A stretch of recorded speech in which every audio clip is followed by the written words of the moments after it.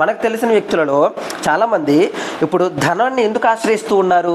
ఆలోచన చేయండి. ధనం వెంబడి ఎందుకు పడతా ఉన్నారు? ధనం ఉంటే ఇంక లోకమంతా నాతో ఉన్నట్టేనే కదా ధనం వెంబడి పడతా ఉన్నారు. ధనాన్ని కోరుకుంటున్నారు. కుటుంబాన్ని కూడా విచ్ఛిన్నం చేస్తూ, కుటుంబ విషయాలను, కుటుంబ నైతిక విలువలను కూడా పక్కన పెట్టి తొంగలు తొక్కుతూ, డబ్బు ఉంటే చాలు, డబ్బు ఉంటే నువ్వు ఉన్న లేకపోయినా పర్వాలేదురా అనేటట్లుగా కన్న తల్లిదండ్రులను కూడా, కన్న బిడ్డలు కూడా, లేకపోతే కుటుంబీకులు, రక్త సంబంధులు కూడా కాలదన్నుకొని పోతున్న జనాన్ని మనం చూస్తూ ఉన్నాం. కారణము డబ్బు. అంటే డబ్బు వారికి దేవుడై వారి హృదయాలలో తిష్ట వేసుకొని కూర్చున్న పరిస్థితులు మనం చూస్తూ ఉన్నాం. ఏంటి కారణం అంటే, డబ్బు ఉంటే నాకు నిశ్చింత, డబ్బు ఉంటే నాకు ఇంకా ధైర్యం, డబ్బు ఉంటే నాకు ఇంకేదో కొదువు లేదనే ధైర్యానికి వెళ్తూ ఉంటారు వాళ్ళు.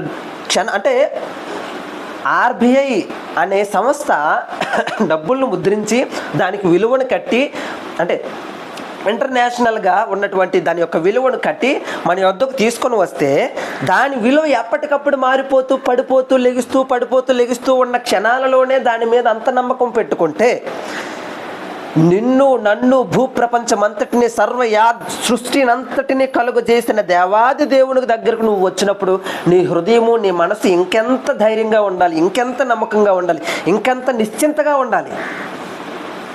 అందుకే దేవుడు చెప్తా ఉన్నాడు మాట, దేని విషయంలోనూ మీరు చింతపడకుడి, దేని విషయాల్లోనూ చింతించొద్దు అన్నాడు. మీరు చింతించటం వలన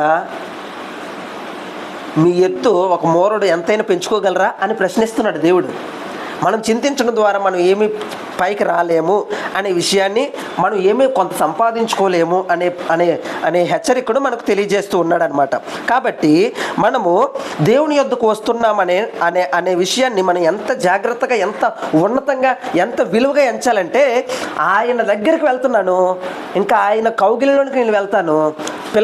చంటి పిల్ల తల్లి కౌగిట్లోనికి వెళ్ళిపోయినప్పుడు ఎంత ధైర్యంగా, ఎంత ఉపశమనంతో, ఎంత నిశ్చింతగా, ఎంత నెమ్మదిగా ఉంటుందో, ఎంత ఆనందంగా ఉంటుందో, దేవుని దగ్గరకు వస్తున్నప్పుడు మనం కూడా అలాగే ఉండాలని దేవుని పేరట మీ అందరికి కూడా తెలియజేస్తూ ఉన్నాను అనమాట. దేవుని దగ్గర అంత కంఫర్ట్ దొరుకుతూ ఉంది మనకి, దేవుని దగ్గర అంత ధైర్యం దొరుకుతుంది అనమాట.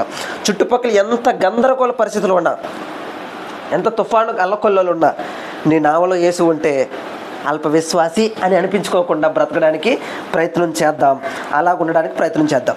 ఈరోజు మనము దేవుని సంబంధి అనే విషయం కోసం మనం నేర్చుకుంటూ, మనం దేవుని సంబంధులమేనా అని ప్రశ్నించుకుంటూ కొన్ని విషయాలను మనం పరిశీలన చేస్తూ ఉన్నామన్నమాట.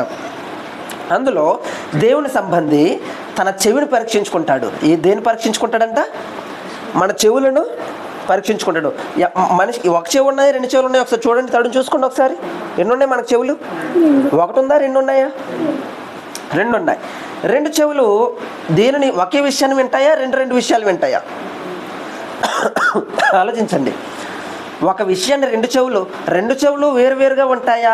ఈ విషయం నువ్వే విను, ఈ విషయం నాకు అక్కర్లేదని చెప్పేసి ఒక చెవి వినడం మానేస్తుందా? రెండు చెవులు వింటాయా? వింటాయి. రెండు చెవులు కూడా వింటూ ఉంటాయి అన్నమాట.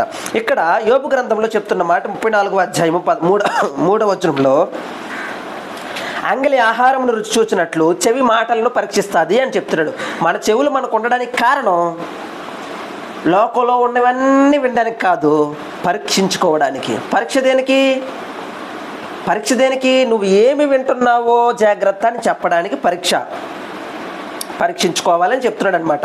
ఈరోజు మనం ఆ విషయాల్లో మన చెవి వినికిడి యొక్క స్పష్టతయో మనం నేర్చుకోవడానికి, మనం ఏం వింటున్నావో జాగ్రత్త అనే విషయాన్ని ఒకసారి గుర్తు చేసుకుందాం. ఒకసారి నీకు చిన్న ఆలోచన కోసం ఒక మాట చెప్తాను, ఒకసారి ఆలోచించండి.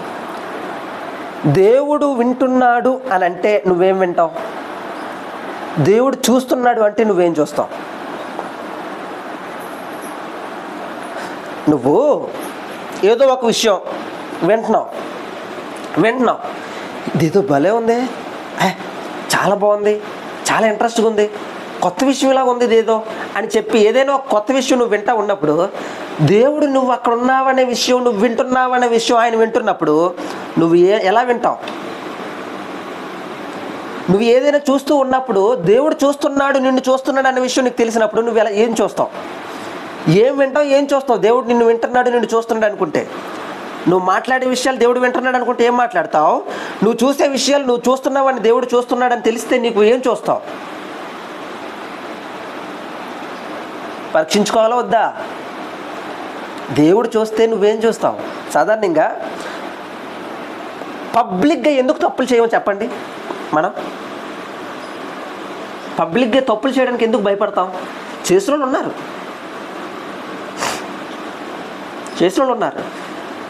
ఇప్పుడు అంతా ప్రపంచం అంతా అంచెదినాల వెంబడి పరిగెడుతుంది కదా. ఇప్పుడు సొదొమ గొమొర్రా పరిస్థితుల్లోనే మనం వెళ్తూ ఉన్నాం కాబట్టి, ఇప్పుడు ఆ పరిస్థితుల్లోనే ఉంటాం కాబట్టి సిగ్గు అనేది ఉండదు. సిగ్గు విడిచిన ప్రపంచంలో మనము బ్రతుకుతూ ఉంటాం. సో ఇప్పుడు ఒకసారి ఆలోచించండి, అందరూ చూస్తారు, మనం ఎందుకు తప్పు చేయకుండా ఉంటాం? సమాజం మధ్యలో ఎవరు చూడలేదనుకుంటే తప్పు చేస్తామా తప్పు చేయమా? ఎవరు చూడకపోతే.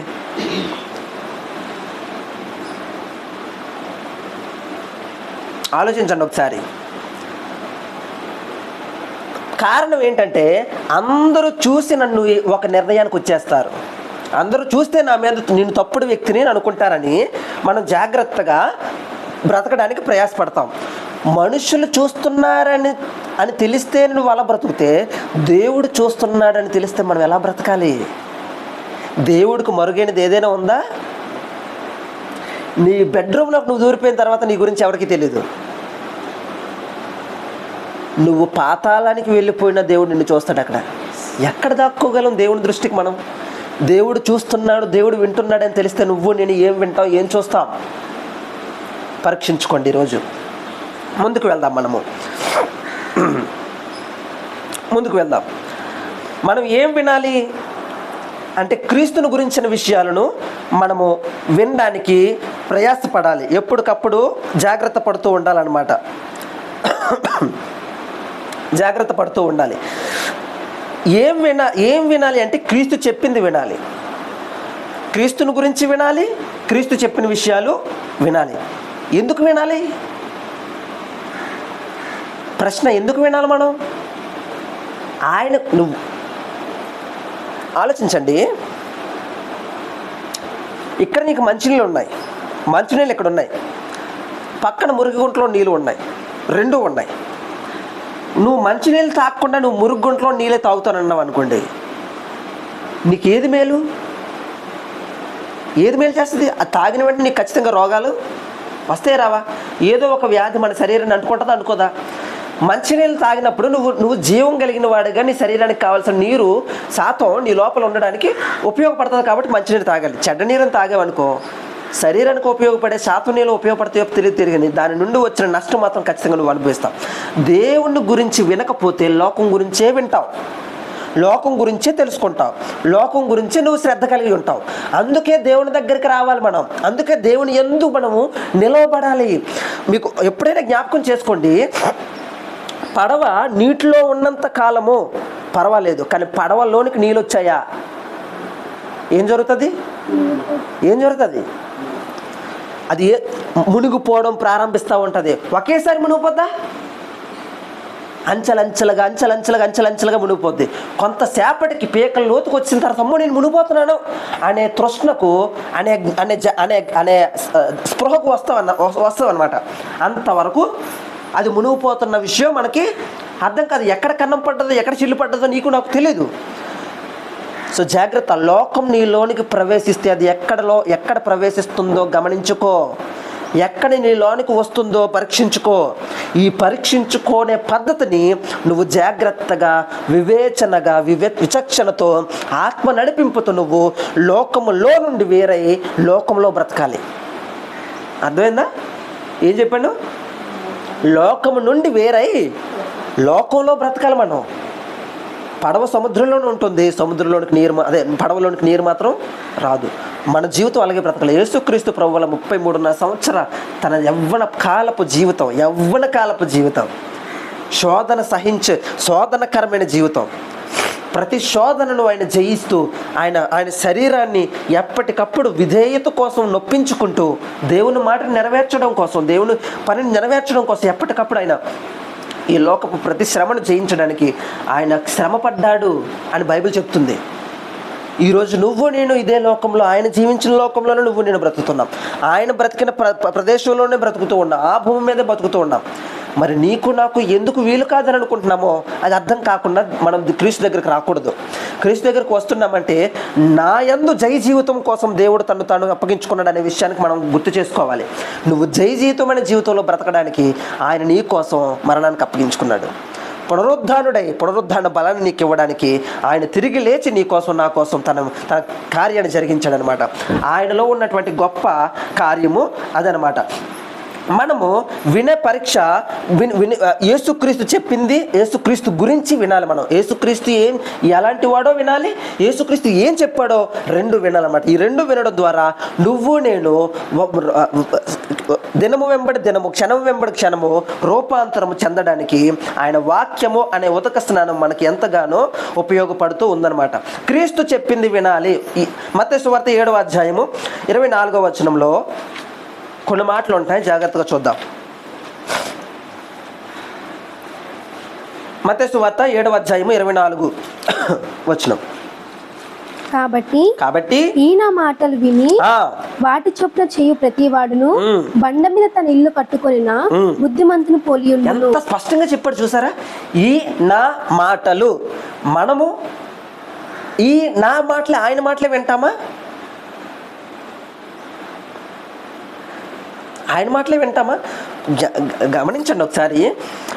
మన ఇంట్లో జరుగుతున్న పరిస్థితుల్లోనే మనకి ఏదో ఒక విషయం మీద స్పష్టత కరెక్ట్గా తెలిసిన తర్వాత ఆ విషయం గురించి నువ్వు ఎంత చెప్పినా కొంతమంది వినరు. మన ఇంట్లో వాళ్ళు అది దెబ్బ తగిలి రుచి చూసేంత వరకు వాళ్ళు వినరు, మనం చెప్పినా వినరు. సో అలాంటప్పుడు మనకి ఎంత నొప్పి ఉంటుందో తెలుసా? ఏం బుర్రలు, అదేం మట్టి పేరిపోయిన బుర్రలా, మనకు అర్థం కాదు. ఆ నొప్పి అంటే అవతల వాడున్నంత సుఖంగా నువ్వు ఉండలేవు. అది దాని ప్రమాదం. తెలుసుకున్న తర్వాత అవతల వాడు ఆ ప్రమాదంలో పడిపోతాడేమో అని చెప్పినా వినకపోతే ఆ నొప్పి నీకు భయంకరంగా ఉంటుంది, చాలా విపరీతంగా ఉంటుంది. ఈ నా మాటలు విని నష్టం వాళ్ళకే, వినని వాడికి నష్టం, అర్థమైందా? కానీ చెప్పిన నీకు నొప్పి. ఎందుకు తెలుసా? దేవుడు మనిషి కోసం ఎందుకు అంత నొప్పి పడుతున్నాడు ఈరోజు నీకు అర్థం అవ్వాలి. ఒక తల్లిదండ్రులు పిల్లవాడిని కంటే ఆ పిల్లవాడు చెప్పినట్లుగా తల్లిదండ్రులు చెప్పినట్టుగా వినకపోతే తల్లిదండ్రులు ఎంత క్షోభను అనుభవిస్తారో ఒకరోజు కొంతమందిని చూస్తే మీకు అర్థమవుతుంది. చెప్పిన మాట వినకుండా ఊరి మీద బికార్లాగా తిరుగుతూ ఉన్న కొడుకు తిరిగి ఇంటికి వస్తే ఏ పేక మీద కాలేసి తొంతాడో అని తెలియని భయంతో తల్లిదండ్రులు బతుకుతూ ఉన్నప్పుడు ఆ తల్లిదండ్రులను అడగండి, మేము చెప్పినట్టు బతకట్లేదు, ఆడికి నచ్చినట్టు బతుకుతున్నాడు, ఈరోజు మాకే ఊరిగా తయారయ్యాడని ఆ తల్లిదండ్రులు ఎంత భయపడుతున్నారో. తల్లిదండ్రులు చెప్పకపోతే ఒకరోజు కుమారుడు తల్లిదండ్రులకే ముప్పుగా తయారవుడా? ఆ క్షోభ పిల్లల కన్నా తల్లిదండ్రులకు అర్థమవుతుంది. దేవుడు నిన్ను కని పెంచి భూమి మీద పెట్టి నీ మేలును కోరి సమస్తమును నీకు సిద్ధపరిచిన తర్వాత ఆయన మాట వినకపోతే నష్టం నీకే. కానీ నొప్పి కన్న తండ్రికి ఉండదా? దేవునికి ఉండదా నొప్పి? ఆ యొక్క వేదన దేవుడు పడ్డా? ఈరోజు మానవ లోకం ఈరోజు దేవుని తృణీకరించి అలాగే బ్రతుకుతూ ఉంది. అన్యులైన ప్రజల కోసం పక్కన పెడదాం.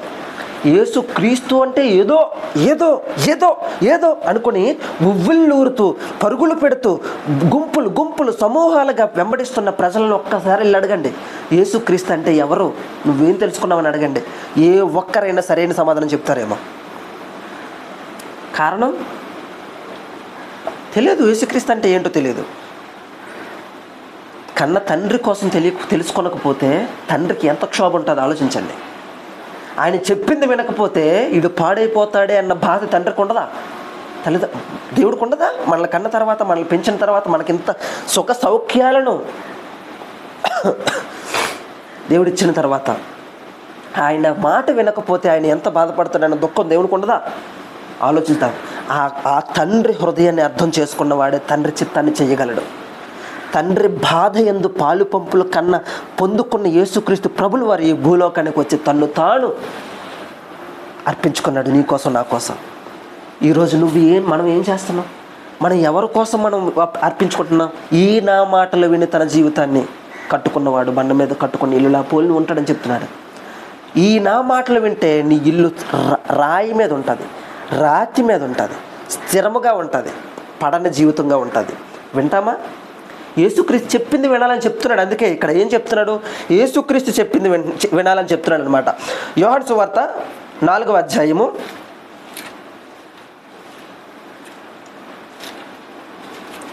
4, 5, 6 వచనాలు.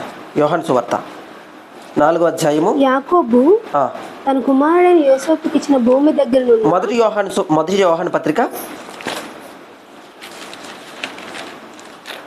4వ అధ్యాయము 5, 6 వచనాలు చదువుదాం. వారు లోక సంబంధులు గనుక లోక సంబంధులైనట్టు మాట్లాడుతారు. లోక సంబంధులు ఎలా మాట్లాడతారు? వారి మాటలు బట్టి మనకు అర్థమైపోతుంది. వారు లోక సంబంధుల, దేవుని సంబంధుల. అయితే లోకము వారి మాట వినదు, వింటది.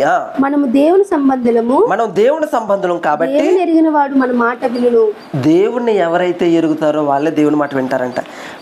కరెక్ట్, అంటే దాని యొక్క స్పష్టతను కరెక్ట్గా చెప్తున్నాడు. దేవుని సంబంధి మాటలు లోకస్తుడు వినగలడా?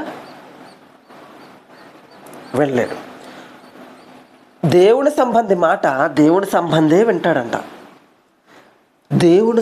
మనం చూడండి, మన కాలగతులు, మన పరిసర ప్రాంతాలు, మనం చేస్తున్న పనిపాట్లు, మనం ఆలోచిస్తున్న ఆలోచనలు ఏ రోజు దేవుని సంబంధివి కాకుండా పోతావేమో అని నువ్వు పరీక్షించుకోవాలి. దీనికి ఉదాహరణ ఎందుకు ఈ విషయాలు చెప్తున్నానంటే, దేవుని సంబంధి మాట దేవుని సంబంధి వింటాడు. నీ చెవులు దేవుని సంబంధి విషయాల కోసం పెడుతున్నావా? లోక సంబంధి విషయాల కోసం పెడుతున్నావా? లోక సంబంధి మాట వినైతే లోక సంబంధి వింటాడు, దేవుని సంబంధి విండు. వాడి వల్ల అవ్వదు. ఎవరైనా కొంతమంది వ్యక్తులు వచ్చి కొన్ని విషయాలు మీకు చెప్తున్నాను చూడండి. ఒక వ్యక్తి లేనప్పుడు ఆ వ్యక్తి కోసం ఎవరైనా ఏదైనా విషయం మాట్లాడుతున్నారంటే జాగ్రత్త, ఆ విషయాన్ని వినకపోవడమే మంచిది. లేనప్పుడు ఒక వ్యక్తి కోసం మాట్లాడుతున్నాడంటే ఏం మాట్లాడతాడు? ఆలోచించండి, ఏం మాట్లాడతారు? నీకు నిజంగా నొప్పి ఉంటే ఆ వ్యక్తి ఉన్నప్పుడే మాట్లాడు. సరి చేయాలి, బుద్ధి చెప్పాలి, తప్పు అని చెప్పాలి, మంచి తీరులోకి తీసుకొని రావాలని నీకు ఏదైనా భారం ఉంటే మనిషి ఉన్నప్పుడే చెప్పాలా? మనిషి లేనప్పుడు లేని వ్యక్తి కోసం నీ దగ్గర ఎవరైనా ఏమైనా విషయాలు మాట్లాడుతూ ఉన్నారంటే మాత్రం అది ఖచ్చితంగా ప్రమాదం. నీ గడప యొద్ద కనిపెట్టుకొని ఉంటుంది పాపం. ఎవరికి తలుపులు తీస్తావో, చెవి తలుపులు, హృదయపు తలుపులు. దేవుని సంబంధ విషయాల కోసం తలుపులు తెరిస్తే దేవుని సంబంధ విషయాలు వింటావా? లోక సంబంధుల విషయాల కోసం వింటే లోక సంబంధ విషయాలు వింటావా? చాలామంది ఇదే ఆదివారపు దినాన్ని కొన్ని వేల రూపాయలు వచ్చినా సరే వాళ్ళు ఏ పని చేయరు. ప్రతిష్ఠిత దినముగా చేసుకుంటారు. వాళ్ళు ప్రతిష్ఠిత దినముగా చేస్తారు. సంఘానికి వెళ్తారు, చర్చికి వెళ్తారు, సమాజంలో కూడుకుంటారు. దేవుని మాటలు 2.5 గంటల పాటు ఎంత సమయమో సంఘంలో, దేవాలయంలో గడపడానికి ప్రయాసపడతారు. ఎంతమంది వెళ్తారు ఆలోచించండి. చాలామంది వెళ్తారు కదా. కొంతమందిని పిలిచి ఏం విన్నామని అడగండి, ఏం చెప్తారు? భక్తుడైన దావీదు ఏం చెప్తున్నాడు తెలుసా? క్రొవ్వు మెదడు దొరికినట్లుగా నీ ధర్మశాస్త్రంలోని విషయాలు నాకు దొరుకుతున్నాయి, నాకు తృప్తినిస్తూ ఉన్నాయని చెప్తున్నాడు. వ్యక్తిగతమైన అనుభవము దేవునితో మనకి లేనంత కాలము సంఘంలో నువ్వు ఎన్ని సంవత్సరాలు ఉన్నావు వృధా. నువ్వు చెప్పొచ్చు, నువ్వు వేల రూపాయలు నువ్వు విడిచిపెట్టి దేవుని సంఘానికి వస్తున్నాను నువ్వు చెప్పుకోవచ్చు. దేవుని సంబంధి మాట దేవుని సంబంధి విండా ఆలోచిద్దాం ఒకసారి. దేవుని సంబంధి మాట దేవుని సంబంధి వింటాడు. దేవుని సంబంధులమైన మనము ఏ మాటలు వింటున్నాం? ఏ వార్తలు వింటున్నాం? లోక సంబంధమైన మాటలు వింటున్నామా? దేవుని సంబంధమైన మాటలు వింటున్నామా? నీ చెవులను పరీక్షించుకో. ఈరోజు ఏమి వింటున్నావో జాగ్రత్త అని ఒక దగ్గర దేవుడు హెచ్చరిస్తూ ఉంటాడు. ఒకసారి చూద్దాం. మార్కు సువార్త 4వ అధ్యాయము 24వ వచనము. మార్కు సువార్త 4వ అధ్యాయం 24వ వచనం. మార్కు సువార్త 4:26, 4:24. మరియు ఆయన, మీరేమి వినుచున్నారో జాగ్రత్తగా చూచుకొనిడి. మీరెట్టి కొలతతో కొలుతురో మీకును అట్టి కొలతలోనే కొలవబడును. చాలమ్మా, మీరు ఏమి వింటున్నారో జాగ్రత్తగా చూచుకొనుడి అని చెప్తుంది అనమాట. మీరు ఏమి వింటున్నారో జాగ్రత్తగా చూచుకోండి. మీరు ఏమి వింటున్నారో అది జాగ్రత్తగా చూసుకోమని ఎందుకు చెప్తున్నాడు? అన్నీ వినేస్తావా? అన్నీ వినియొచ్చా? అన్నిటి మీద శ్రద్ధ పెట్టొచ్చా? అన్నిటి కోసం నువ్వు యాతన పడొచ్చా? జాగ్రత్త. కొంతమంది సినిమాలంటే పిచ్చి, అయితే థియేటర్లోకి వెళ్తాడు, లేకపోతే ఓటీటీ ప్లాట్ఫామ్లో చూసేసుకుంటాడు. చూడాలి, వినాలి, ఏదో తెలియదు, పిచ్చి. కొంతమందికి రాజకీయ నాయకులు అంటే పిచ్చి, అది ఏం చెప్పినా ఒక రాజకీయ నాయకుడి కోసం విశ్లేషిస్తూ చెప్తున్నాడు అనమాట. ఏం చెప్తున్నాడంటే, అతని మీద ఉన్నటువంటి అభిమానం వీళ్ళకి, అతను ఏం చెప్తున్నాడో కూడా వీళ్ళంటారంట.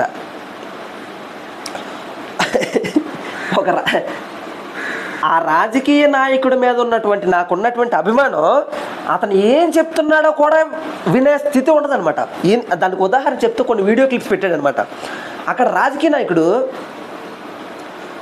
తనను తాను, మనకంత సీన్ లేదు, మనము ఈ పార్టీని నడిపించేంత సీను మనకు లేదు అని అంటే వీళ్ళు కేకలేసేస్తున్నారు. అంటే వీళ్ళు కేకలేసేస్తున్నారు. అతని బలహీనతను అతను చెప్తూ ఉంటే వీళ్ళు కేకలేసి ఏళ్ళు వేసి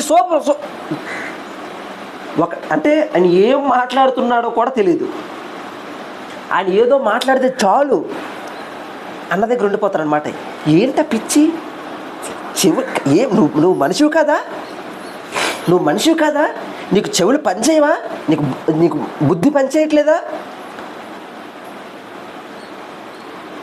ఏం వింటున్నావో కూడా జాగ్రత్త లేని జీవితము ఈరోజు క్రైస్తవ జీవితంలో వేళ్ళు తన్నుకొని పాతుకుపోయింది. దేవుని విషయాలు ఎంత చెప్పినా వినని ఒక గుంపు ఉంటుంది, వాళ్ళు వినరు. అంటే వాళ్ళు ఆటోమేటిక్గా వాళ్ళ ప్రవర్తన ద్వారా ఏం చెప్తున్నట్లు, వాళ్ళు మేము దేవుని సంబంధంలో కాదు, దేవుని సంబంధి కాని వాని కోసం ఒక స్థలం నిర్ణయించబడ్డది. హెచ్చరికగా దేవుడు చెప్తున్నాడు, ఆ స్థలానికి నువ్వు వెళ్ళకూడదని నేను కృపావరముతో నీకు నిరంతరము బోధ చేస్తూ ఉన్నాడు. అందుకు నువ్వు ఏం వింటున్నావో జాగ్రత్త అని చెప్తున్నాను అనమాట. నువ్వు వినే విషయము, కొంతమంది ఫోన్లు మాట్లాడడం పిచ్చి, ఎందుకు మాట్లాడతారో తెలియదు. మాట్లాడడము వినడము అనే విషయాలను కొన్ని సాదృశ్యంగా చెప్తాను. టైపింగ్ ఎంత ఓపికో తెలియదండి. అర్ధరాత్రుల వరకు టైపింగ్ చేస్తూ ఉంటారు. వినడమే, నువ్వు చూస్తూ టైప్ చేయొచ్చు, కానీ లోపల వింటున్నావు, లోపల చూస్తున్నావు. కొంతమందికి పిచ్చి ఉంటుంది, కొంతమందికి తెలియదు. ఏదేవో విషయాలు, అనవసరమైన విషయాలన్నీ చూస్తూ వింటూ ఉంటారు. ఉపయోగపడవు అవి, కానీ చూస్తారు. మీరు ఆలోచించారు ఎప్పుడైనా సరే?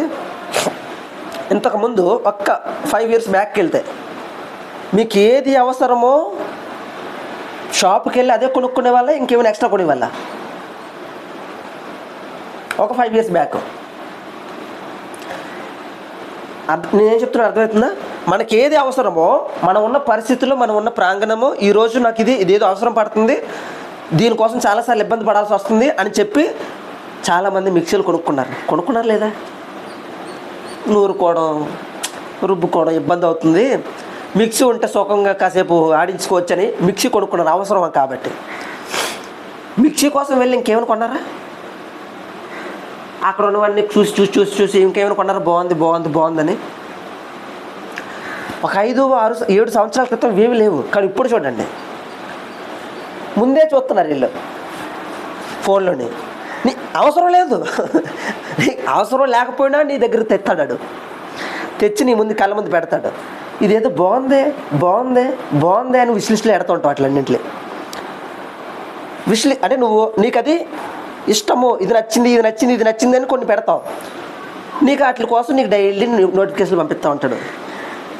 ఇప్పుడు నువ్వేం చేస్తావు? నీకు అది అవసరమో కాదో పక్కన పెడితే అది బాగుందనే దగ్గరికి వెళ్ళి కొనడానికి ప్రయాసపడుతున్నారు. కారణం ఏంటో తెలుసా? ఫోను. నువ్వు చూసి అది కావాలని ఒక రోజుకి నిర్ణయించుకొని దాని మీద పడి ఆ ఒక్కరోజు ఇంటికి తెచ్చుకోవడానికి ప్రయాసపడుతున్నారు. కారణం ఏంటి? లోక సంబంధమైన విషయాల మీద శ్రద్ధ, నీ మనస్సు పదే పదే ఒక విషయం మీద ఒక విషయాన్ని వింటూ ఉంటే, పదే పదే ఒక విషయాన్ని చూస్తూ ఉంటే, ఒక రోజుకి దాన్ని తెచ్చుకోవాలనే ఆశకు అపవాది నిన్ను పరిగెట్టేట్లా చేస్తాడు. అవసరం లేని దాని వైపు నువ్వు చూడకుండా ఉండడం మేలు. ఇన్ఫర్మేషన్ తెచ్చుకో.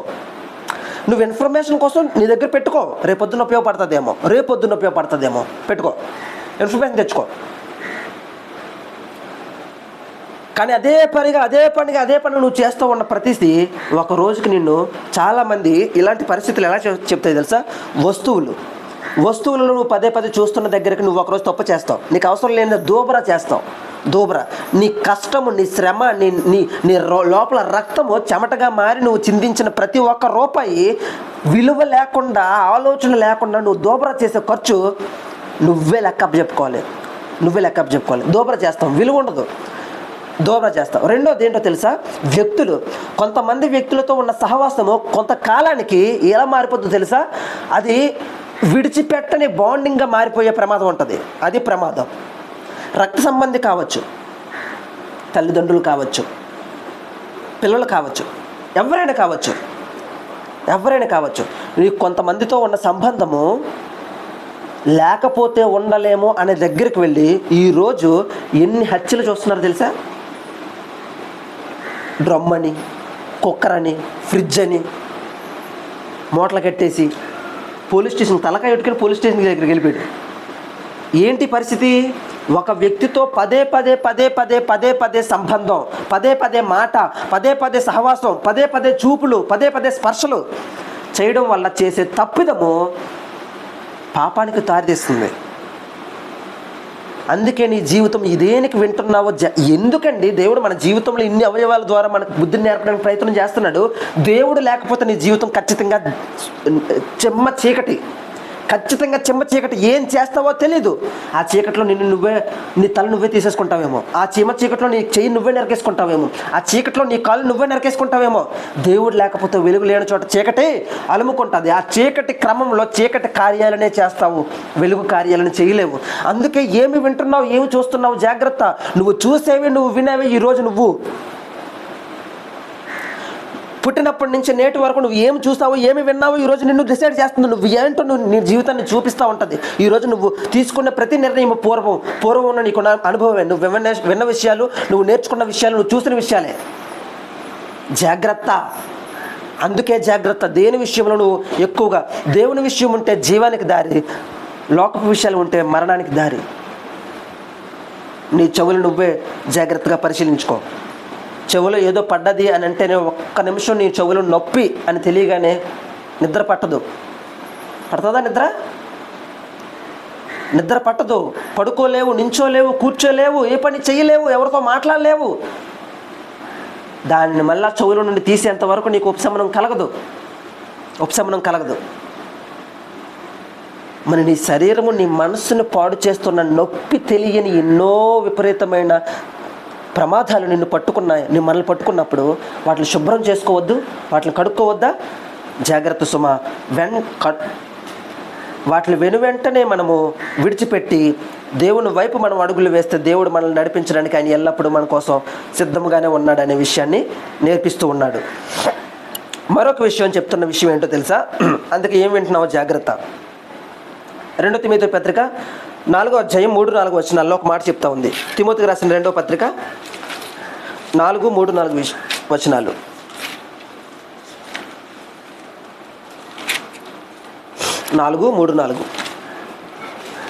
ఎందుకనగా జనులు హితబోధను సహింపక దురద చెవులు గలవారై తమ స్వకీయ దురాశలకు అనుకూలమైన బోధకులను తమ కొరకు పోగు చేసుకొని. చూడండి, బోధకులను వీళ్ళే తయారు చేసుకుంటారంటే. ఈరోజు ఫ్రంట్ లైన్ చర్చెస్ కొన్ని ఉంటాయి. లూథరన్, బ్యాప్టిస్టు, మెథడిస్టు కొన్ని చర్చలు ఉంటాయి. వీటిల్లో సంఘ పెద్దలు అనే వాళ్ళు కొంతమంది ఉంటారు. చర్చిని లీడ్ చేస్తారు, చర్చిని నడిపించు, మొత్తం చర్చ్ కార్యక్రమాలన్నీ వాళ్ళ హ్యాండ్ ఓవర్లో నడుస్తూ ఉంటాయి. ఖర్చు, వ్యయం, లాభం మొత్తం అన్నీ వాళ్ళే చూసుకుంటారు. సేవకుని కూడా వారే నిర్ణయిస్తారు, అతనికి జీతాన్ని వారే నిర్ణయిస్తారు. ఏదైనా తేడా చెప్పాడంటే అతను తీసేయడం కూడా వాళ్ళ చేతిలోనే ఉంటుంది. పెట్టిన క్రమం మంచిదే, దానిని వాడే విధానం తప్పు. దేవుని వాక్యం మంచిదే, దాన్ని ఉపయోగించే విధానమే తప్పు. ఈరోజు దేనికి ఉపయోగిస్తున్నారు దేవుని వాక్యాన్ని? దేవుడు ఇచ్చేస్తాడు, తెచ్చేస్తాడు, చేసేస్తాడు, కట్టేస్తాడు. ఇవే ఉన్నాయి ప్రజలందరికీ. వాక్యం మంచిదే, నువ్వు వినే తప్పు, నువ్వు చూసే దృక్పథం తప్పు. ఈరోజు అదే కనిపిస్తుంది అనమాట. ఇప్పుడు జనులు దురద చెవులు గలవారే, వాళ్ళ చెవులు దురద, ఆ దురదను తీర్చే బోధకులను వాళ్ళే తయారు చేసుకుంటారంట. ప్రస్తుతం ఉన్న సంఘాలలో చేరుతూ ఉన్న జనులు వారి విధానం అదే, అలాంటిదే. దేవుని విషయాలను సుస్పష్టంగా తెలియజేసే దగ్గర గుంపు చాలా మితము, లేని దగ్గర కారణం ఏంటో తెలుసా? వారిని వారు తృప్తిపరచుకోవడానికి ఒక దానిని కోరుకున్నారు కాబట్టి వారికి కావాల్సిందే అక్కడ దొరుకుతూ ఉంటుంది. దేవునికి కావాల్సింది దొరకదు. దేవునికి కావాల్సింది దొరకని దగ్గర నొప్పి, వేదన, అవమానము, ఆవేదన అయ్యే ఉంటాయి. వాళ్ళు వాళ్ళు వాళ్ళు ఆ ప్రాంతానికి వెళ్ళినా ఉండలేరు, వినలేరు, నిలవబడలేరు, కూర్చోలేరు. అలాంటి పరిస్థితులు జరుగుతాయన్నమాట. దేవుని వాక్యం దగ్గరికి అపోస్తుల కార్యాల్లో కొన్ని విషయాలు ఉంటాయి. ఆయన మాటలు వింటూ ఉన్నప్పుడు, పరిశుద్ధాత్మ దేవుడు మాట్లాడుతూ ఉన్నప్పుడు అంటే కొంతమంది నరకబడ్డారంట. తన హృదయములు యందు నరకబడిన వారే అన్న మాట ఉంటుంది. నొచ్చుకోవడం, నరకబడ్డం అంటే హృదయాలు పగిలిపోయినాయి, నరుక్కున్నారు. ఈ నరకబడిన వ్యక్తులు తిరిగి వెళ్ళి వాటిని చంపడానికి ప్రయత్నం చేశారు. కారణం ఏంటో తెలుసా? దేవుని సంబంధి విషయాలు లోక సంబంధి వెళ్ళలేడు, అందుకు వాడు నొచ్చుకుంటాడు, అందుకు వాడు ఎదురు తిరుగుతాడు, అందుకు వాడు ప్రతిఘటిస్తాడు, ఎదురాడుతాడు, అవిధేయతను సుస్పష్టంగా చూపిస్తూ ఉంటాడు వారి చర్యల్లో, వారి క్రియల్లో. మనం దేవుని సంబంధులమో కాదో జాగ్రత్త. దేవుని దగ్గరకు వచ్చి మన అవిధేయతను మనం కనపరుస్తున్నామంటే దేవుని సంబంధి మాట దేవుని సంబంధికే వినిపిస్తుంది, లోక సంబంధికి వినిపించదు. ఇక్కడ చెప్తున్న విషయం జాగ్రత్తగా విందాం ఒకసారి.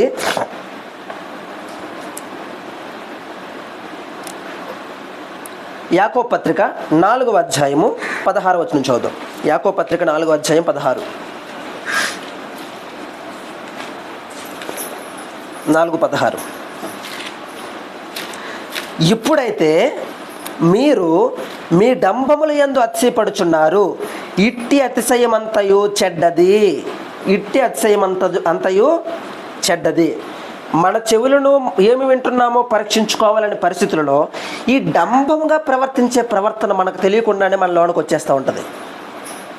డంబముగా ప్రవర్తించే ప్రవర్తన. నేను ముందు చెప్పాను, మనం చూసినవి, మనం విన్న విషయాలు ఈరోజు నువ్వేంటో మనకు చెప్తూ ఉంటాయి. అర్థమైందండి?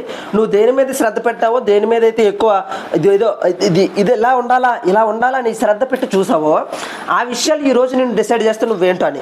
ఇప్పుడు డంబముగా ప్రవర్తించే పద్ధతులు కొన్ని మనం చూడగలం, కొన్ని విషయాలు మనం జాగ్రత్తగా పరిశీలన చేయగలం. ఒక వ్యక్తి అంటే ఈ డంబముగా ప్రవర్తించే ప్రవర్తన ఎలా ఉంటుందో చెప్తాను చూడండి. ఒక వ్యక్తి రోజు ఫోన్ కొనుక్కున్నాడు. ఆ ఫోన్ విలువ ఎంఆర్పి రేట్ చెప్తున్నాను, ఎంఆర్పి 54,699 రూపాయలు ఉంది. ఎంత? 54,699 రూపాయలు. అందరు ఎక్కడే ఉన్నారా? ఒకసారి చేయలేదండి.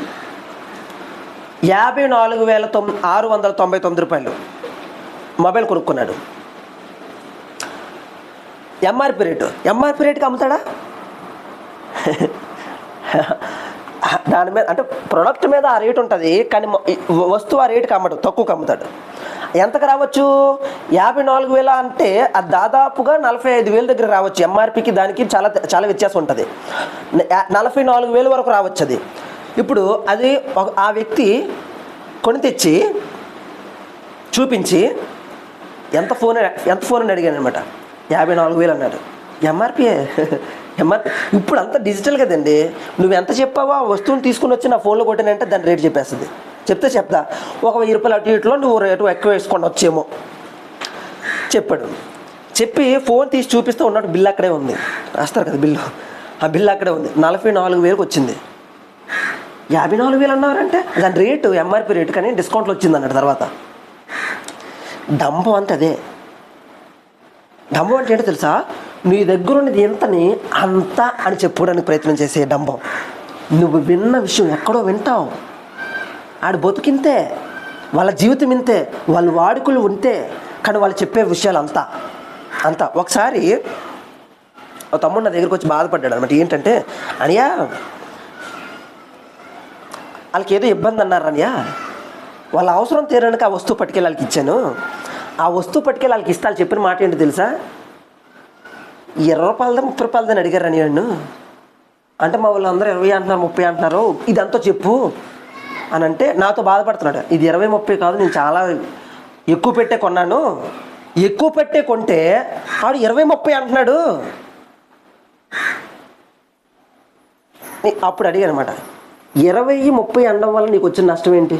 ఆడ అవసరం తీరిందిగా. నీ బాధ ఏంటి? నేను వాళ్ళ కోసం ఏదో ఎక్కువ పెట్టుకున్నాను, వాళ్ళు తక్కువ చేసి చూస్తున్నారు, అక్కడ నీకు నచ్చట్లేదు. డంబం. నువ్వు కొంతమంది దగ్గర విన్న ఈ డంబపు విషయాలను నువ్వు అలా ప్రవర్తించాలని కోరుకుంటావు. నీ చెవులు డంబానికి తావివ్వకూడదు. నేను చెప్పా,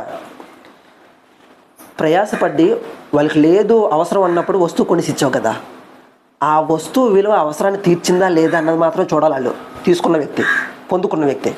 నువ్వు అదే అడుగు. అది 20 కాదు, రూపాయి కొన్నాను రా, నీ అవసరం తీరిందా లేదని అడుగు. నొప్పేంటి? 30 అంటాడా, 20 అంటాడా, అది నొప్పి, డంబం. నీ అవసరం తీరిందా లేదనేది పక్కన పోయింది. అవసరమే కదా కొన్న వస్తువు, దాని విలువ ఎంతైతే ఏంటి? డంబం. నీ లోపల ఉన్నది ఏదో చెప్పుకోవాలని డంబం, ఎంతో చెప్పుకోవాలని డంబం. చాలామంది దేవుని పేరిట చేసే మోసం ఇది. చెప్తాను చూడండి. దేవుని దగ్గర కొన్ని కానుకలు, కొన్ని అర్పణలు, కొంత సమర్పణ తెచ్చుకొని చేస్తారు కొంతమంది. దేవుని కోసం మేము ఈ మోట ఇస్తాం, దేవుని కోసం ఈ ఆయిల్ ఇస్తాం, దేవుని పని కోసం మా సంపాదన ఎంత ఇస్తామని చెప్పుకుంటారు. ఆ సంపాదన వెనుక ఉన్నటువంటి విషయం ఏంటో తెలుసా? వాళ్ళ స్థాయికి తగ్గట్టుగా ఇస్తారంట. వాళ్ళ పేరులు అక్కడ కూర్చున్నప్పుడు ఇక్కడ నుండి వినాలని కోరుకునే స్థాయి నుండి వాళ్ళు ఇవ్వడానికి వాళ్ళ మనసు అంగీకరించుకుంటారంట. వాళ్ళ మనసును ఆ విధంగా సమ్మతించుకుంటారంట. నేను ఎంత ఇస్తే నా గురించి ఆయన అలా చెప్తాడు, నేను ఎంత ఇస్తే నా గురించి ఆయన అలా మాట్లాడుకుంటాడు, నేను ఎంతమందిని నేను ఇలా చేస్తే వీళ్ళందరూ నా కోసం ఇలా మాట్లాడుకుంటారనే ఒక డంబపు ప్రవర్తన ప్రదర్శించడానికి చేస్తారంట. ఇక్కడ ఏం చెప్తుందంటే, ఇప్పుడైతే మీరు మీ డంబములు యందు అతిశయపడుచున్నారు, ఇట్టి అతిశయమంతయు చెడ్డది. ఏంటంట? చెడ్డది. అసలు డంబమే చెడ్డది. ఒక మనిషికి విధేయత నుండి రావాల్సిన ఆ ఔన్నత్యము కంటే డంబము లేనిది ఉన్నట్టు చూపించుకోవడానికి చేసే ప్రయత్నం అంతా అపవాది నుండి వచ్చినదే. లోక సంబంధమైనది, దేవుని సంబంధమైనది కాదు. నీ చెవులు, నీ కళ్ళు, నీ ముక్కు జాగ్రత్త. ఏమి వింటున్నావు, ఏం చూస్తున్నావో జాగ్రత్త. ఏమి చెప్పుకోవడానికి నీ హృదయంలో నుండి తన్నుకొస్తున్న భావోద్రేకాలను చెప్పుకొని సంతోషించడానికి సంబరపడుతున్నావో జాగ్రత్త. దేవుని సంబంధి ఒక పని మీద ధ్యాస పెడతాడు, ఒక శ్రద్ధ, ఒక సరి అయిన దృక్పథం మీద ధ్యాస పెడతాడు. లోక సంబంధమైన విషయాల మీద తన ధ్యాసను పెట్టుకోడు. మనుషుల దృష్టిలో పడాలని ఏది చెయ్యడు. మనుషుల నోళ్ళల్లో ఘనత పొందాలని ఏ రోజు కోరుకోడు. ఈరోజు నీ డంబం, అసలు డంబం దేనికి ఉపయోగపడుతుందండి? చెప్పండి ఒకసారి, ఆలోచించండి ఒకసారి. మనుషులు గొప్పగా ఊహించుకోవడానికి కదా డంబం అనేది సాధారణంగా ఉపయోగపడేది, మనం చెప్పుకోవడానికి. నీ గురించి డంబం, మన గురించి ఏదో చెప్పుకోవడానికి. ఈ డంబపు విషయాలు నిన్ను దేవుని చిత్తానికి విరుద్ధంగా చేస్తాయి. నువ్వు దేవుని సంబంధివి కాదు అని నీకు తెలియజేస్తాయి అనమాట. కాబట్టి ఇట్టి డంబం అంతయో చెడ్డది. అయితే ఏం చేయాలి అంటే 13వ వచనం నుండి చెప్పుకొస్తున్నాడు. 13వ వచనం చదువమ్మా. నేడైనను రేపైనను ఒకానొక పట్టణమునకు వెళ్ళి, యాకోబు పత్రిక 4వ అధ్యాయం 13వ వచనం. నేడైనను రేపైనను ఒకానొక పట్టణమునకు వెళ్ళి అక్కడ 1 సంవత్సరం ఉండి వ్యాపారము చేసి లాభము సంపాదించుకుందాము రండి అని చెప్పుకొని వారులారా. ప్లానింగ్స్, ఫ్యూచర్ కోసం ప్లాన్ చేసుకుంటున్నారేమో. ఫ్యూచర్ కోసం సుఖంగా బ్రతకాలి, సంతోషంగా బ్రతకాలి, సౌఖ్యంగా బ్రతకాలి, ఏ ఇబ్బంది లేకుండా బ్రతకాలి, ఎవరితో నాకు సంబంధం లేకుండా బ్రతకాలి, ఎందులోనూ కూడా నేను తక్కువ కాకుండా బ్రతకాలని నువ్వు ప్లాన్లు వేసుకుంటున్నావేమో ఈరోజు. నేడైనను రేపైనను పలానా దేశంలోకి వెళ్ళి పలానా పట్టణంలోకి వెళ్ళి అక్కడ ఏదో సంపాదించుకొని లాభం సంపాదించుకుందాం, లాభం అని నువ్వు అనుకుంటున్నామేమో. జాగ్రత్త, రేపేమి సంభవించునో నీకు తెలియదు. నీ జీవితానికి నువ్వు చెప్పుకుంటున్న, నీవు సమ్మతించుకుంటున్న, నువ్వు తృప్తిపరచుకుంటున్న నీ హృదయానికి నువ్వు చెప్పుకుంటున్నావే కొన్ని విషయాలు, నీ హృదయానికి కూడా తెలియదు నువ్వు ఎప్పుడు పోతావో. నీ ప్లానింగ్స్, నీ లాభము, నీ సమస్య, నీ ప్రతిదంతా పక్కన పెట్టి చెప్తున్నాడు నీ జీవం ఏపాటిది అని అంటున్నాడు. నీ జీవం ఏపాటిది? మీరు కొంతసేపు కనబడి అంతలో మాయమైపోయే ఆవిరి వంటి వారు కారా? ట్రూత్ ఇది నిజం, ఇది నిజం, ఇది నిజం. చాలామంది సిన్సియర్గా బతుకుతారు. చాలా వాళ్ళ జీవితాల్లో సిన్సియారిటీని చూపిస్తూ ఉంటారు. అంటే సిన్సియారిటీ అంటే సిన్సియర్గా దేవాలయానికి వెళ్తూ ఉంటారు, సిన్సియర్గా వాళ్ళు భక్తి చేస్తూ ఉంటారు, ప్రార్థన చేస్తూ ఉంటారు, సిన్సియర్గా వాక్యాన్ని చదువుతూ ఉంటారు, సిన్సియర్గా ప్రార్థనకు అటెండ్ అవుతూ ఉంటారు, సిన్సియర్గా ప్రాంతాలకు వెళ్తూ ఉంటారు, సిన్సియర్గా కొంతమందితో సాంగత్యం చేస్తూ ఉంటారు, సిన్సియర్గా కొన్ని పరిస్థితుల్లో వెళ్తూ ఉంటారు, సిన్సియర్గా దేవుని పద్ధతులన్నింటిలో ఉంటారు. కానీ ట్రూత్ని అంగీకరించరు. సిన్సియారిటీ ట్రూత్ని రీప్లేస్ చేయలేదు ఎప్పుడున్నా. నువ్వు సిన్సియర్గా ఉండొచ్చు. ఈరోజు చాలామంది అయ్యి చెప్పుకుంటారు, నేను అంత చేశాను, నిస్వార్థంగా చేశాను, ఎంత సిన్సియర్గా చేశాను. నువ్వు ఎంత చేసినా, నువ్వు సత్యానికి విరుద్ధంగా నువ్వు వెళ్ళే మార్గము ఎంత సిన్సియర్గా నువ్వు ఫాలో అయినా అది ఎక్కడ తీసుకెళ్తుంది? ఎక్కడ తీసుకెళ్తుంది? నువ్వు తిరిగి లేవలేని స్థితికే తీసుకెళ్తుంది. నువ్వు సిన్సియారిటీగా బతకొచ్చు, కానీ నువ్వు సత్యాన్ని వెంబడించలేదు. ఇక్కడ సత్యం అని చెప్తున్నాడు ఏంటంటే, నీ జీవితము కొంతసేపు కనబడి అంతలో మాయమైపోయే నీటి ఆవిరి వంటిది. ఇది సత్యం. కానీ చాలామందికి ఈ సత్యం వాళ్ళ చెవిని పడదు. ఇలాంటి జీవితం కోసం నేనేం చెయ్యాలని ఏ రోజు ఆలోచించరు. ఇలాంటి పరిస్థితుల్లో నా జీవితాన్ని ఎలా కట్టుకోవాలన్న విషయం కోసం వాళ్ళు ఏ రోజు కూడా అంగీకరించరు, ఆలోచన చెయ్యరనమాట. కనుక ప్రభువు చిత్తమైతే మనము బ్రతికి ఉండి ఇది అది చేతుమని చెప్పుకొనవలెను. ఇది అది చేతుమని చెప్పుకోవాలంట. అంటే ఈ డంబపు ప్రవర్తన నువ్వు ప్రదర్శించేటప్పుడు దేవుని చిత్తమైతే నాకు రేపు అంటూ ఉంటే అని నువ్వు చెయ్యాలంటే ఏది చేసినా. మీకు అర్థమైందండి? మీరు అర్థమైందా? మీరు ఎప్పుడైనా కొంతమందికి సాయం చేసినప్పుడు, ఎవరికైనా సాయం చేసినప్పుడు ఏం చేస్తావు తెలుసా? నీకున్న దాంట్లో నుంచి ఇస్తావు, నీకున్న దాంట్లో నుంచి ఇస్తావు కదా, నీకున్న దాంట్లో నుంచి చేస్తావు కదా, నీకున్నది ఏది చెప్పుకోవడానికి చేస్తూ ఉంటావు కదా. అప్పుడు నీ హృదయం చెప్తుంది వాడు తీసుకునే స్టేజ్లో ఉన్నారు, నేను ఇచ్చే స్టేజ్లో ఉన్నాను అనుకుంటుంది నీ హృదయం. అప్పుడు నువ్వేమనుకోవాలంటే ఇది అనుకోవాలంట. ఏమనుకోవాలి? ప్రభువు చిత్తమైతే నేను బ్రతికి ఉండి ఇది అది చేతునని అనుకోవాలంట. అర్థమైందండి?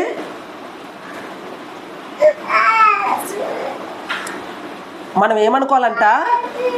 ఇది నువ్వు చేసావని భావించకూడదు, ఇది నువ్వు చేసావని తలంచకూడదు, ఇది నీది అని నువ్వు చెయ్యకూడదు. ఏ పని చేసినా ప్రభు చిత్తం అయితే చేసావని అనుకోవాలి నువ్వు.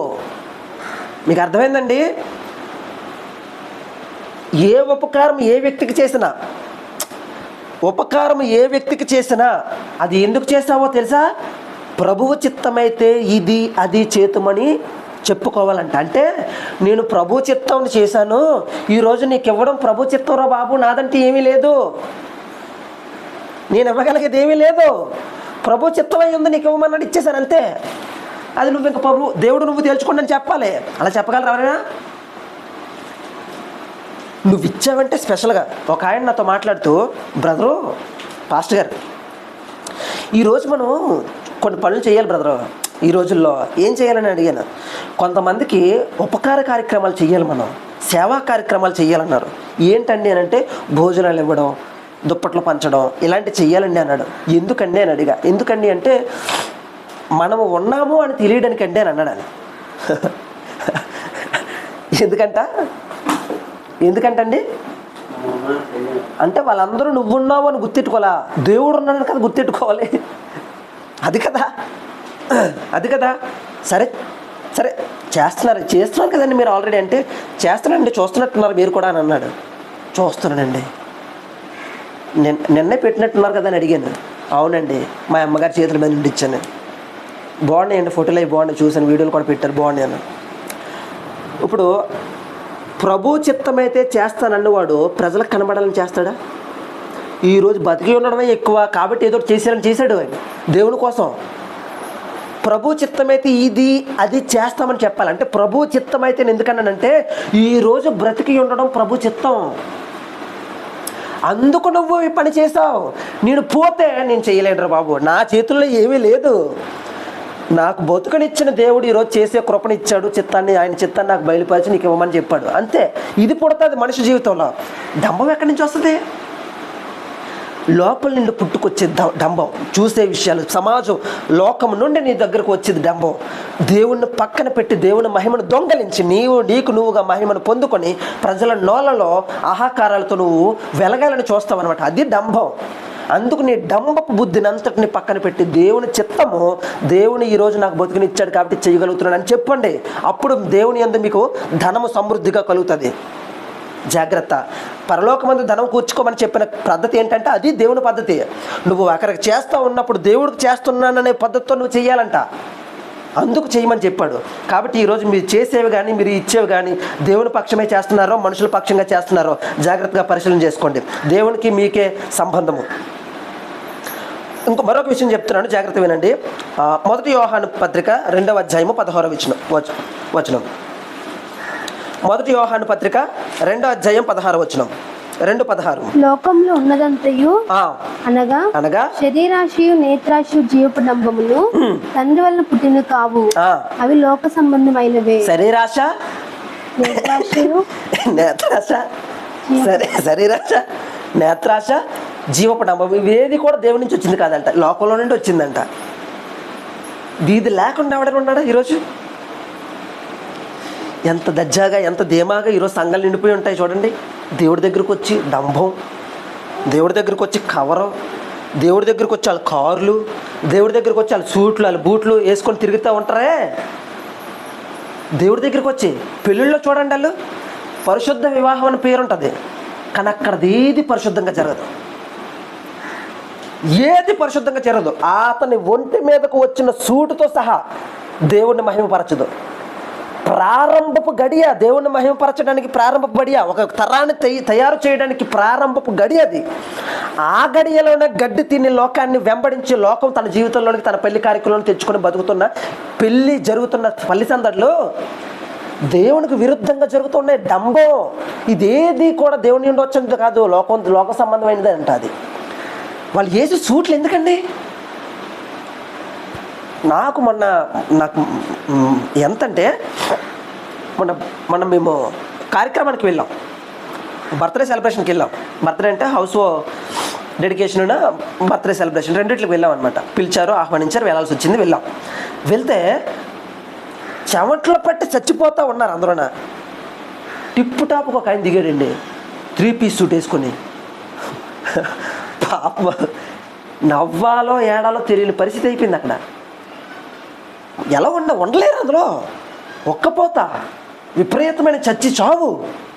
మాట్లాడదామంటే 2 నిమిషాలు మాట్లాడలేరు, నిలబడదామంటే 2 నిమిషాలు నిలబడలేరు. ఆయాసం, శరీరం సపోర్ట్ చేయట్లేదు, ఒక్కపోతకి డీహైడ్రేట్ అయిపోతుంది బాడీ. కానీ టిప్ టాప్కి వచ్చారు. ఎందుకు? కనీసం శరీరానికి కూడా ఆరోగ్యాన్ని ఇవ్వలేని నీ డంబం, నీకు నువ్వు మేలు చేసుకోలేని డంబం, ప్రజలు నిన్ను ఎంత మెచ్చుకుంటే ఎంత, మెచ్చుకోకపోతే ఎంత? ఆలోచన చేయండి ఒకసారి, ఆలోచన చేయండి. ఈరోజు ఏం జరుగుతుంది? మనుషులు ఎలా ఉన్నారో చూడండి, మనుషుల ప్రవర్తన ఎలా ఉందో చూడండి. ఏం చెప్తుంది అక్కడ మాట?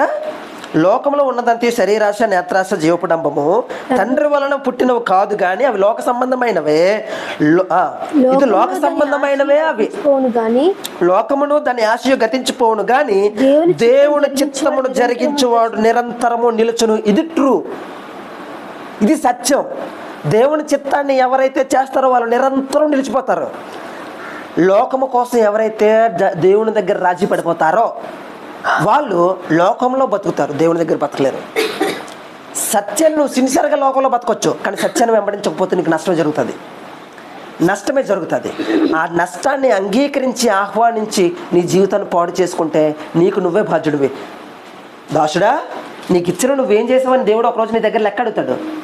నేనేమీ చేయలేదు ప్రభా, నువ్వు వచ్చి అడుగుతావని చెప్పి ఇదిగో భూముల దాసుని దాసుని ఇచ్చినట్టు రూపాయి ఇచ్చావు అనుకో దేవుడికి.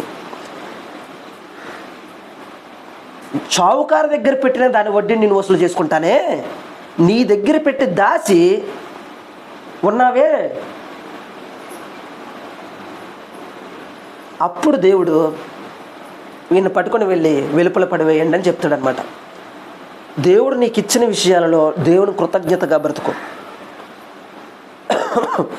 నీ అవయవాల యందు నువ్వు జాగ్రత్త కలిగి బ్రతుకు.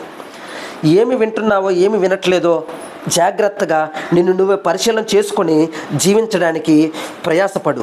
మొదటిది డంబము. ఈ డంబము నిన్ను ఎంత మాత్రం కూడా దేవుని యొద్దకు తీసుకొని రాదు. నువ్వు చేసే ప్రతి డంబము, నువ్వు చేసేది ఎంత చెప్పుకోవడానికి అంతగా ప్రయత్నం చేస్తే నువ్వు చేసే ప్రయోజనాన్ని కూడా మనుషులు గుర్తించరు. అదే జరుగుతుంది. ఈరోజు ఎవడండి అంత అజ్ఞానంగా ఉన్నాడు ఏంటి?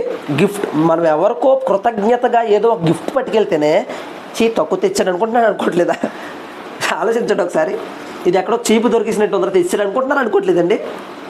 ఎవరికో కృతజ్ఞతగా నన్ను పిలిచాడు రా, వాడి జీవితానికి జరిగే మేలు కోసం నన్ను జ్ఞాపకం చేసుకున్నాను కృతజ్ఞతగా పట్టుకెళ్ళినా చీపు దొరికింది పట్టుకొస్తాను అనుకుంటున్నారు. అనుకోలేదా?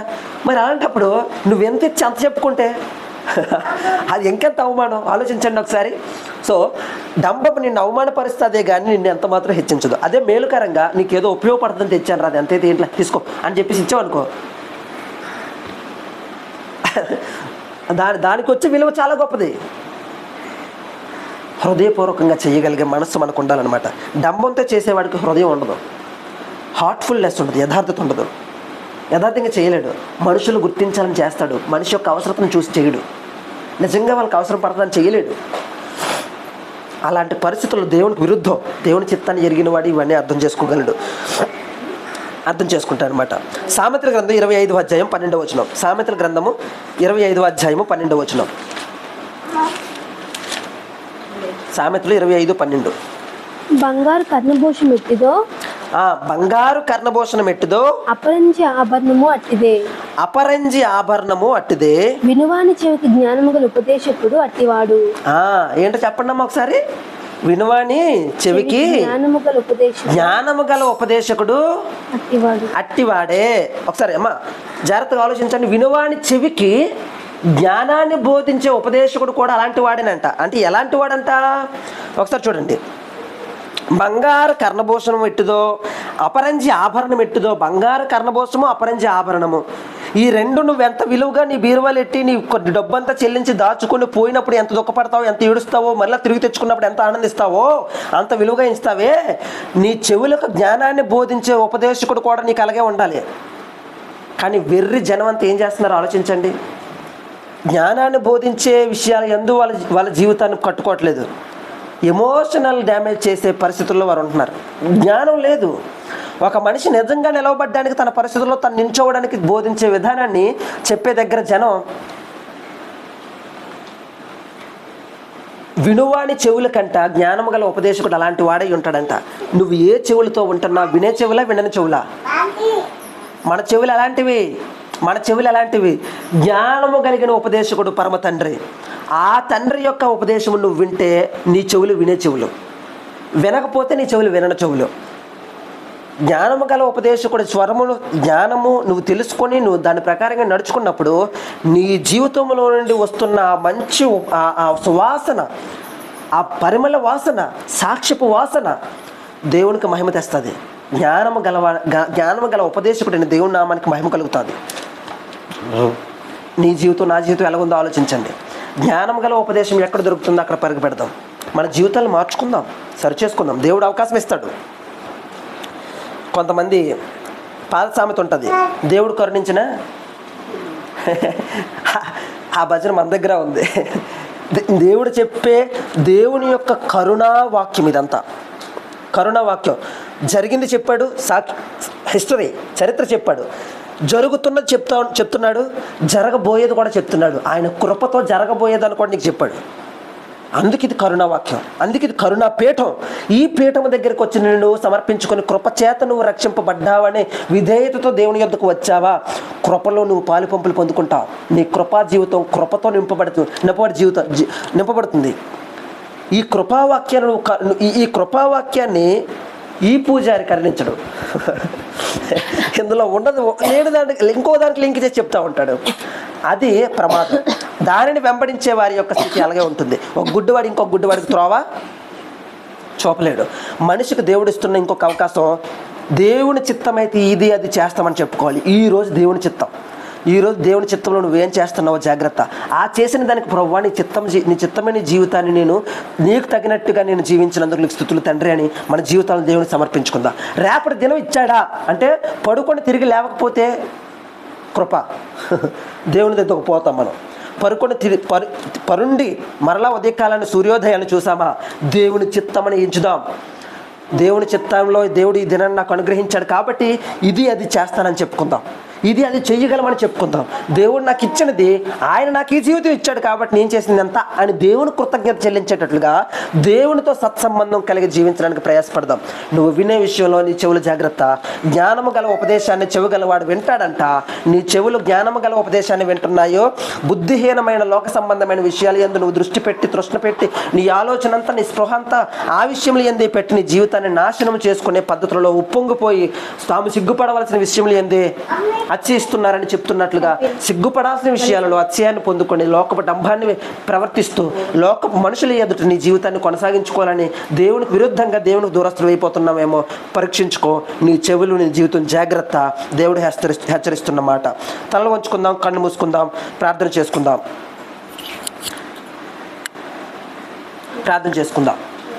వ్యక్తిగతంగా మనల్ని మనం ఒకసారి పరీక్షించుకుంటూ ప్రభు ఎదుట మన